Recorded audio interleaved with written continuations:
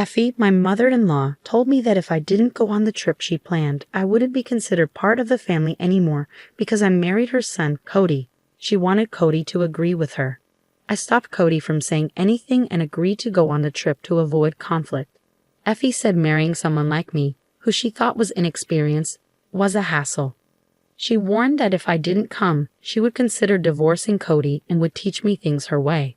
I was fed up with her rude comments. Little did I know, this trip would be the last one with my in-laws. My name is Liliana, and I'm 32 years old. I own a small app development company, which I really enjoy. My husband, Cody, is 37, and he works at a bank. We both love our jobs and often talk about them for hours. Cody understands and supports my work, and we share household chores.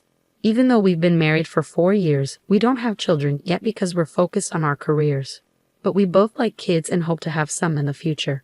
My family owns an auto parts factory that my dad started, and now my brother runs it. They've been very supportive of my dream to start my own company, even though our businesses are different. I often seek advice from my dad and brother, who are also business owners. They've always been there for me, so my family is a big support in my life. Cody's family owns a small factory, and since he was their only child, they expected him to take over one day. But Cody had different plans. The factory wasn't doing well, and his dad, Andy, was thinking about closing it down. Running a small factory is tough these days. When Cody was young, he often overheard his dad talking to bankers on the phone. He even met a friendly banker during a visit to the factory and started going to the bank with his dad just to see him. That's how he got interested in banking. Cody worked hard to make his dream of becoming a banker come true, and now he works at a big bank. Even though everything might seem okay between Cody and me, our marriage isn't going well. Cody's mom, Effie, doesn't think highly of my job. I can work from home sometimes because my job allows it, but Effie sees it as a pointless job and doesn't understand it at all. I get it. It's hard for our parents' generation to understand jobs like mine. Even though my job isn't physically demanding, it's still tiring. I always adjust my work schedule around Cody's family's plans so I don't bother them. I don't expect them to get it, but it's frustrating when they think working from home is easy just because my schedule is flexible. Effie disapproves of other things about us too. When we got married, we built our own house between our parents' homes. It takes less than 30 minutes to get to either house. We both work and manage our money separately. We like having our own space and privacy, even as a couple. We each contribute a set amount of money for household expenses every month and save the rest for our future. But Effie doesn't like this lifestyle either. She thinks it's wrong for a couple to keep things private. According to her, family members shouldn't have secrets, and she doesn't think we're a real family because of it. Effie seems to have a problem with me, probably because she really likes her son Cody, and I'm just in her way. Whenever we see each other, she makes mean comments about us not having kids yet. It's a sensitive topic for me, and I'd rather not talk about it. Normally, people avoid bringing up things like that, but Effie keeps mentioning it every time we meet. So, to avoid upsetting Cody, I've been staying late at work on purpose to miss seeing her. Effie has done other surprising things too, but one thing she did really upset me. It was on the day of my best friend's wedding. After the wedding, my friend was moving far away, so we wouldn't see each other as much because of our jobs. I was really excited to celebrate her special day, but a week before the wedding, Andy asked me to go to an important business event. I said no. The only thing more important to me than my friend's wedding would be if a parent was really sick. But that night, something unexpected happened. When I got home from work, my in-laws were at our house. As soon as she saw me, Effie got really mad. "Liliana, what's wrong with you? Saying no to Andy's request is rude. You're married to my son, so you should put family first. Your refusal is not okay. You need to think about what's important," she yelled at me. Cody was there too, but he didn't say anything. After finding out that the reception Andy asked me to attend was crucial for the future of the company, I understood the seriousness of the situation. But to me, my best friend's wedding was just as important. I explained to Effie, "I get what you're saying, but my best friend's wedding means a lot to me, and I don't want to miss it. Plus, I don't even work for Andy's company." Even Cody joined in, saying, "Can't you make an exception this time? This is really important for the company's survival. I'm going to, and it's a family effort. We can make it up to you for missing the wedding." It's a family crisis. Can't you help us?" I was shocked to hear Cody say that. He knew how excited I was about the wedding. Then Andy added, "I understand Liliana's perspective, but this time we really need your help." The atmosphere made it hard for me to refuse. It wasn't just any reception. In the end, I reluctantly agreed to skip my best friend's wedding. I told my friend the truth and explained why I couldn't come. Thankfully, since I had talked to my best friend about my family situation before, she understood. In fact, she was more worried about me. I'm lucky to have such a caring friend. I felt really bad about missing my friend's wedding. But once I made the decision, I had to focus on making the reception a success. On the day of the event, Cody and I got to the venue early and tried to reach Effie, but she didn't pick up her phone for some reason. I started to worry about what to do, but finally, the in-laws showed up just 10 minutes before the reception was supposed to start. I was surprised to see them looking so messy, with untidy hair and wrinkled clothes. I was shocked and asked Effie, "What happened? Why do you look like this? Today's reception is important, isn't it?" She awkwardly replied, "I overslept, Liliana. Just make sure you behave yourself." I was really tempted to snap back with, "I don't need advice from you," but somehow, I managed to keep my cool. I have to give myself credit for staying calm during the reception. Effie, not great at talking politely, made a bunch of rude comments to our guests. She probably thought they were jokes, but their uncomfortable smiles showed they didn't find them funny. As I expected, we didn't get the contract we were hoping for, and the reception was a flop. I couldn't help but think I should have gone to my best friend's wedding instead. I was really angry that I got dragged into such a disaster, messing up my plans and causing problems with the in-laws. What made it worse was that they didn't admit they did anything wrong. They acted like it was the guests' fault for not sealing the deal after such a fancy reception. They said it was a good thing we didn't make a deal with such odd people. I couldn't believe how clueless they were. After that mess, I felt even more uncomfortable around my in-laws and started avoiding them. But there's one thing I can't get out of. Cody's family has this tradition of going on a family trip every year since he was a kid, and they still do it even though we're married now. Since we got married, I've been expected to join these trips, but I always end up doing all the boring stuff: driving, booking hotels, researching places to visit. If I try to say anything about it, I'm shut down with a "don't push it." Even when we visit tourist spots, I often end up staying in a hotel room, missing out on places I'd like to see. Honestly, I really don't look forward to these yearly family trips and secretly hope I might get sick and avoid them. But now, it's time for this year's trip, and despite saying they're short on money, my in-laws insist on a fancy trip like always. They put me in charge of finding a hotel.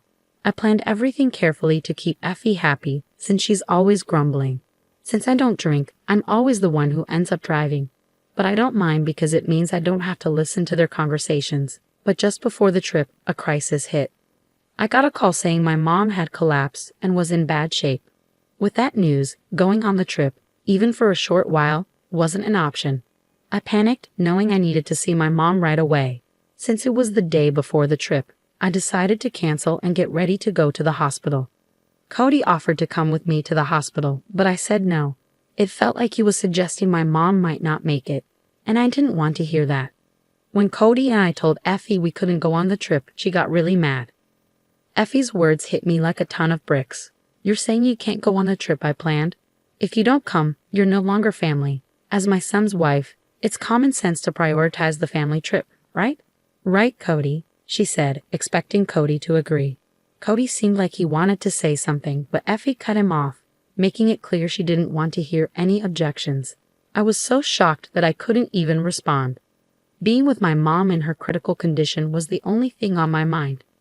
Just as I was trying to figure out what to say, my brother called. He told me that Mom's condition was serious but somewhat stable. I wanted to rush to her side, but he explained that due to a contagious disease outbreak, visiting wasn't possible right now. He said we could arrange a short visit later as she gets better. So there was no urgent need for me to go. Hearing this news left me feeling torn about what to do. Seeing my hesitation, my brother asked what was going on. I explained everything about the trip and my dilemma. My brother, a little annoyed, suggested something helpful that I hadn't thought of in the midst of my distress. The trip was going to a place near my parents' house, which my brother assured me would be easy to reach from a hotel if necessary. He was right. Whether I stayed at home or in the hotel, I could quickly get to my family if needed. Taking my brother's advice, I reluctantly told Effie, "Okay, I'll come on the trip." Effie responded, "Well, if you'd said that earlier, I wouldn't have gotten so upset. Marrying someone so inexperienced is tough. Just remember, if you don't come, it's divorce. I might have to teach you a few things." Cody seemed surprised, but we agreed to go, with the condition that I could leave for the hospital if necessary. Effie commented, "It'd be a problem if our driver disappeared suddenly, wouldn't it?" "Good, you're part of the family now, so our needs come first. Remember your role as my son's wife. This trip is a big deal. It should be your priority." Her smug attitude and obvious excitement annoyed me, but I decided to put up with it to avoid more trouble. On the day of the trip, I was so worried about my mom that I couldn't stop checking my phone. Meanwhile, Effie was already drinking beer in the morning. As I drove, the back seat of my car turned into a party scene, with Cody surprising me by joining in the drinking. Even though it was unexpected, I reminded myself that everyone had rearranged their schedules for this trip. I thought it would be nice if everyone could enjoy themselves since we all made an effort to be here. During the trip, Effie's demands were constant, urgently needing bathroom stops or wanting to stop for more alcohol. I felt like I was being treated as a servant, but I decided to endure it. Then my phone rang. It was my brother, thankfully informing me that Mom had survived. Her condition had stabilized and she had regained consciousness. The diagnosis was a subarachnoid hemorrhage. However, I couldn't fully relax yet. There were worries about potential aftereffects. It was comforting to have my brother keeping me updated as I was feeling anxious.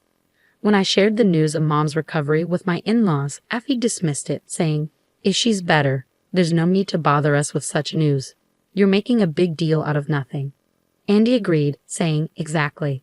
Let's not spoil our trip with such grim news. We're here to have fun." I was disgusted that Andy shared Effie's view and didn't want to think of these people as my family. During the trip, they made a lot of noise in the hotel, drinking and partying, which was embarrassing. This incident deepened my distrust of my in-laws. Thankfully, Mom's condition remained stable, and there was no need to rush to the hospital, allowing us to finish the trip and return home. I felt relieved. While I was doing laundry at home, Effie showed up unexpectedly. She asked to use our dryer because they didn't have one. I was annoyed and told her, "There's a laundromat with dryers. I have my own laundry to do, and I'm using it right now, so it's not possible." But she insisted, saying, "You're always so stingy. Once you're done, it's fine. I'll come pick it up tomorrow. Have it ready by then," and tried to leave her laundry in our washroom. Cody stepped in, saying, "Liliana is tired and has work tomorrow. It's not possible for her to help with the laundry. Let's go to a laundromat." Effie got angry, feeling like her son was taking my side. She left in a hurry, leaving the laundry behind and hurling insults as she slammed the door. Looking back, maybe if things had been different that day, the outcome might have changed. Later, Effie returned and said something unexpected. She told me, "During the trip, I noticed something, Liliana. You seem unaware of being married to Cody. We might face similar situations in the future. Since we couldn't talk about it, I've decided that Liliana should make a decision." Then she placed a family contract and divorce papers on the table. I was speechless. What on earth was a family contract? It seemed ridiculous and confirmed my belief that she couldn't have a normal conversation. But Cody surprised me with his response. He said, "I have something to say. If you keep forcing your opinions on us, I'll cut ties. I can't deal with this anymore. What do you think, Liliana? You're not a servant or housekeeper. You're not the one who's mistaken about your position." Effie was stunned. Up until now, Cody rarely spoke up against her. It wasn't because he agreed with her, but because he wanted to avoid conflict. After Cody spoke, Effie's anger turned towards me. "You've changed Cody since you married him.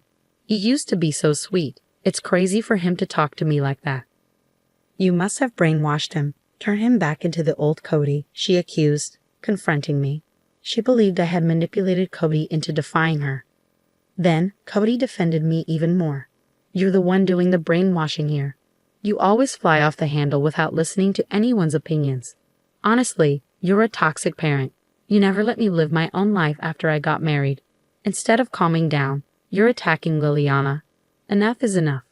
I'm not going to divorce, and if you have a problem, you should stay out of our lives. he firmly stated. Effie turned to Andy, who was there, and burst into tears. Andy responded, "If that's what Cody thinks, then so be it. We'll cut ties. Do as you wish," and left in a huff. I was surprised but relieved that Cody stood up for us like that. Feeling frustrated, I confided in my brother about everything. He became furious and said he couldn't stay silent if they were behaving this way. He decided to take action, which ultimately led to a tragedy in the in-laws' family. It turned out that my brother's company was a client of my in-laws' company. We had kept our family's company name a secret to avoid creating a power imbalance. The in-laws had no idea they were dealing with my family's company, but with things as they were, we couldn't continue like this. Although I had been patient and avoided mixing business and personal matters, it had reached its limit. My brother had been having issues with them not meeting deadlines.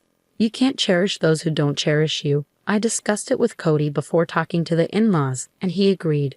Cody also said he had had enough. My brother decided to end the contract with my in-laws' company purely as a business decision.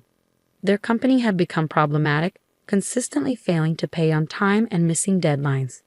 Despite these issues, we had tolerated it because of the family connection, but now there was no reason to continue.